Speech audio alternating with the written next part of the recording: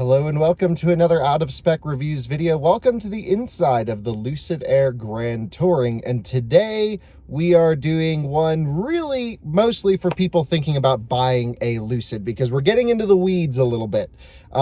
You see, I've been testing this Lucid Air on the 19-inch Aero wheels. Those are the wheels that allow this car the 516-mile EPA range. They allowed the 435.5 miles, 70 mile per hour highway constant range test that we did, and that's very impressive. The problem is, totally transparent, they're butt ugly. My goodness, do they look terrible. So you really want to get the 21s for the look. The question is, how much range do you lose going with the 21-inch wheels? You also will gain a lot more tire underneath the car, so that means better performance, better braking, better acceleration, better handling. That's kind of the move, which is like, you already have so much range to work with, maybe give up some range for like all the other benefits of having these wheels on the car. So I'm going to show you these wheels that I've put on. I'm going to walk you through the testing procedures, and then we're going to head out, run a loop with the 19-inch wheels, swap the wheels, run a loop with the 21-inch wheels, and see what happens. See how much efficiency we lose going with the big wheels. So I want to start by saying a huge thank you to Lucid for sending these wheels out. This car did not come from Lucid. This car is from our viewer, Peter, who's become a friend throughout the process. So cool of him to let us use his car for some testing. But Lucid, of course, saw some of our videos, and I reached out to them as well. And we both kind of agreed that, hey, it was great that we had the Aero wheels on the car for range. We've done the range and efficiency testing already.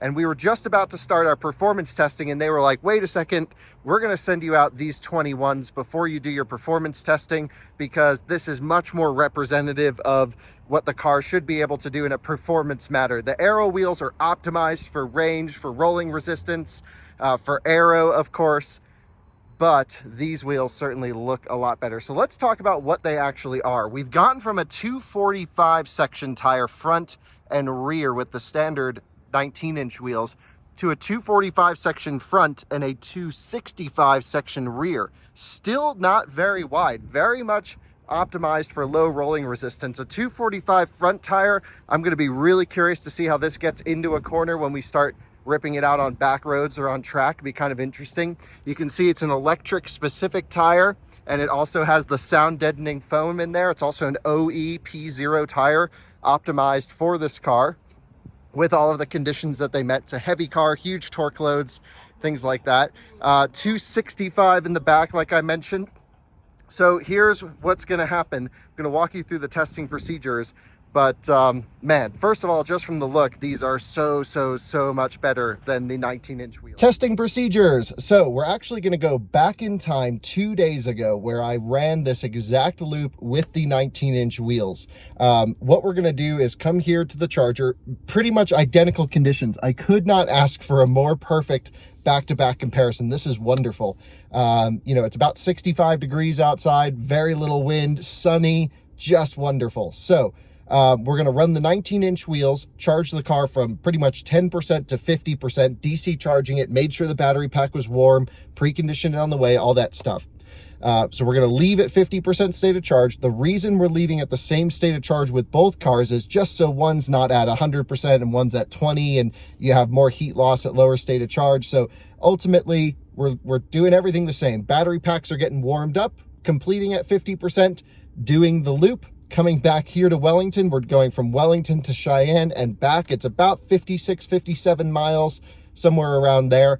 Either way, the cars are going to be doing the exact same route. We're going to run 68 degrees auto on the climate control and basically log the efficiency with the 19-inch car, and then we'll come back with 21s on the same car and do that same thing.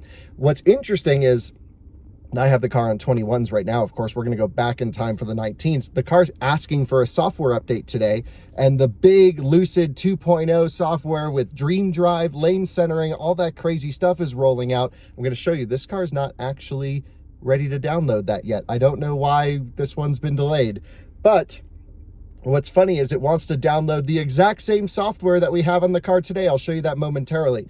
I also wanted to say I'm not changing the software. I have not updated the software to this one purely because I wanted just the wheel change, just to go from 19 to 21s. I didn't want a different version of software that might have more efficiencies in the HVAC system or anything like that. Wanted to make sure that we ran the same software. The only change are the wheels. I'll talk about the process to change the wheels in a moment. Let me show you the software. So down here on the screen, you can see it says software update available, version 1.2.21, which is the same version we have here. Now, some friends of mine on Twitter have version 2 already with lane centering active in their Lucids. This, again, full customer car. This one's just not updated yet, so a bit of a shame in my opinion. We're almost at 50% state of charge, which is exactly when I'm going to unplug and we're going to go and do the loop in this car. But what do you say we go back in time a little bit and run the 19-inch car? Then I'll talk about the wheel swap process, and then we'll run this one. All right, just completed at 50% state of charge on the 19-inch wheels. We're back in time. Going back, really interesting conditions. Not a cloud, well, not big clouds in the sky. Almost no wind, couldn't ask for anything better. 72-ish degrees or so. Let's do this thing. I still think they should put a flap on the DC pins. I'm not a fan of flap on DC pins, but there's no way to hide them if it's raining. So, in the car, let's turn the AC seat off. Let's go over here to vehicle, trip, A, full reset. We also have since our last charge. We're also going to go to this on auto, AC seat off on 68, into reverse, in smooth mode. So let's do it. Run the loop up to Cheyenne, and then we'll see what this thing will do on the bigger wheels. I don't know what the impact will be, but I gotta tell you, I can only imagine how good they're looking in the future. As always, pulling out of the charging station, gentle accelerations, everything applies here. We're gonna go up to Cheyenne from here at 70 miles an hour, which is 72 indicated. So what we're gonna do is merge onto the highway, head all the way up, turn around in Cheyenne, and come back down. Almost at 70 miles an hour. By the time we hit the end of the on-ramp, we can get there. 71, 2, lock it in, boom. So let's just cruise all the way up to Cheyenne, turn around, come on back, log the efficiency, and then you'll see me back again with the 21-inch car to do the same thing. And here we are, reaching our halfway turnaround point. I'm gonna kick it off of 70 miles an hour right here under the sign, boom. And gentle regen, a little bit of throttle application just to smooth out the regen. Sometimes the throttle, in my opinion, gets a little bit wonky when you pull it off of cruise control. I'm not a huge fan of it because this is a diverging double something other. I don't even know what it's called. We can just squeeze on through this way. The problem is we can't just squeeze onto the highway. Oh no, we can because this truck's going. Nice, love this interchange. This is perfection. And here we are kicking it off of 70 miles an hour right there. So, man, I have no idea what to expect differences between the wheel and tire package. We've seen pretty big differences with Rivian doing testing like this. Perhaps if you guys like this kind of stuff, we'll do more. Let's get the final tally when we get back over to the charger. I think we can just kind of squeeze on through here. So let's do that. And arriving into park. So 4.2 miles per kilowatt hour.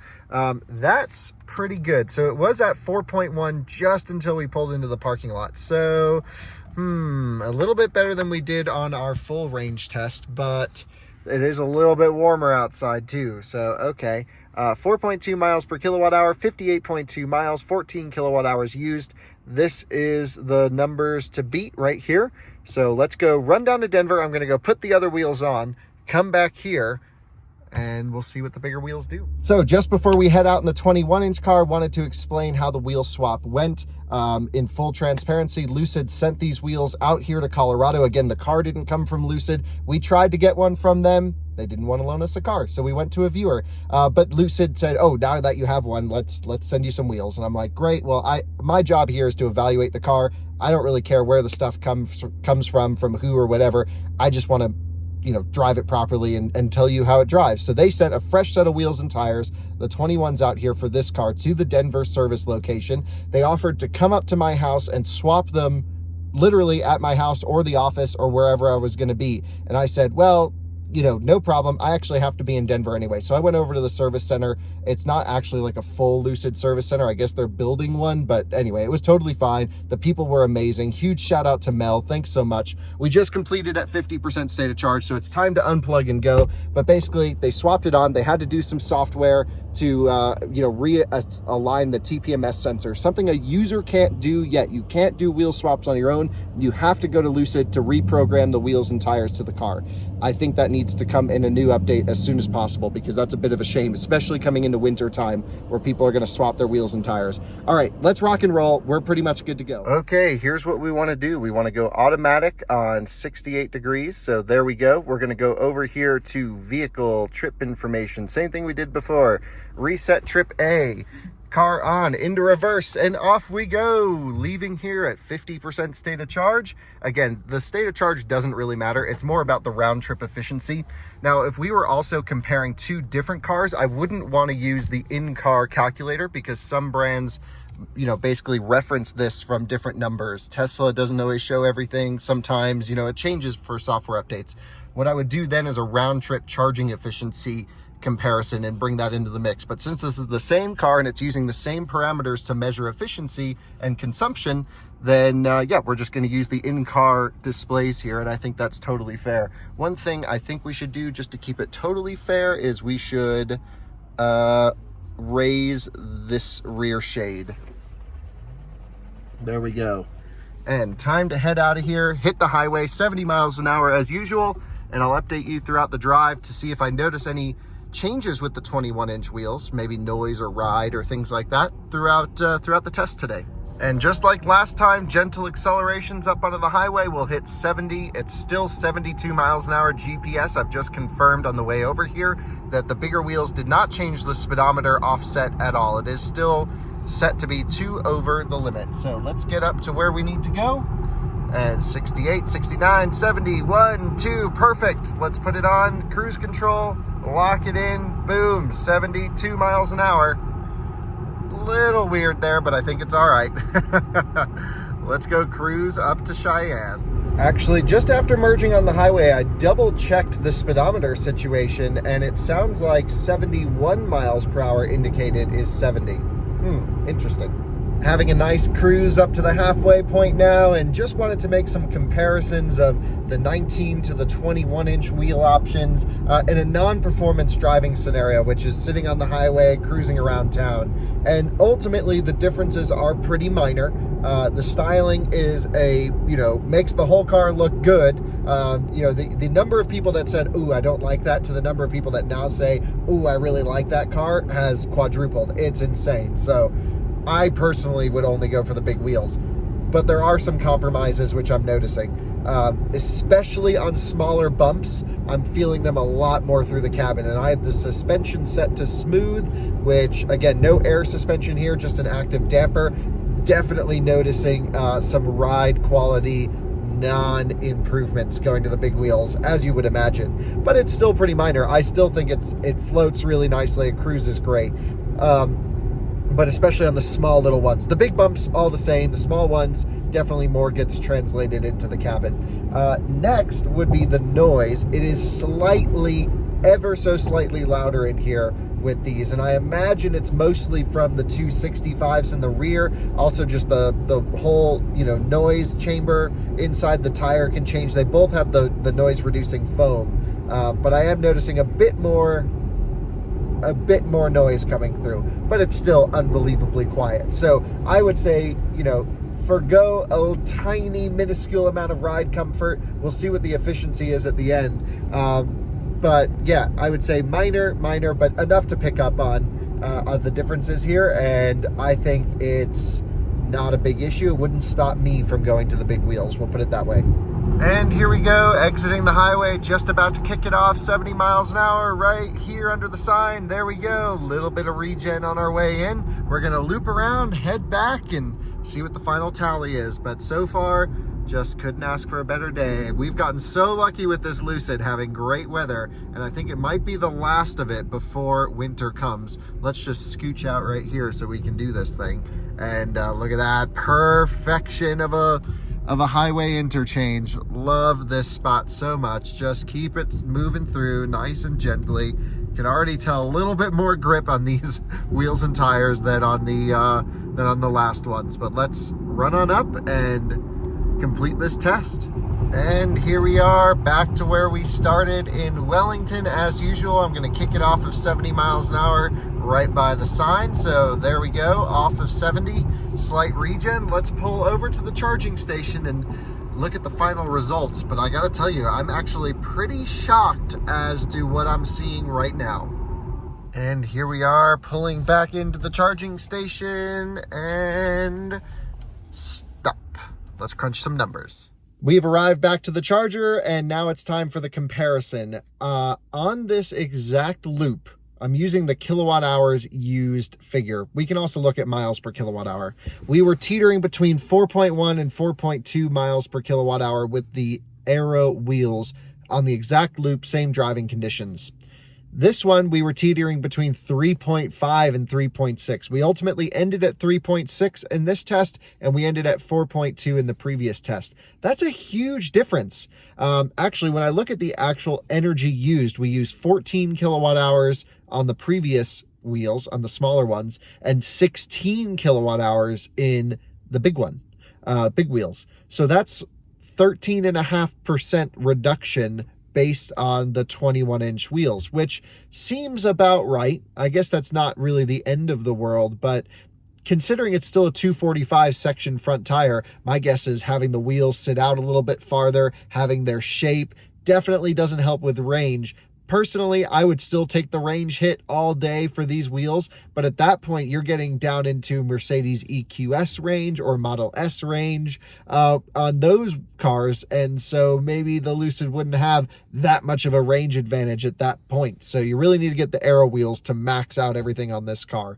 I'm going to run a quick calculation because I want to know how much less far, or how less far we would go based off of these numbers on a full charge range compared to our 70 mile per hour highway range test on the Aeros. So based off of all my numbers, I'm anywhere between 13 and 15% reduction of range, either based off of kilowatt hours used or off of our miles per kilowatt hour figure. And so I basically said, okay, if we got 86% of the range on these wheels, so that would be a 14% reduction, split it down the middle, we would go about 375 miles on a charge on the highway at 70 miles an hour when compared with the Aero wheels. Now, that's not the best way of measuring it. I'm just giving you a general idea. But to me, that seems, wow, big hit.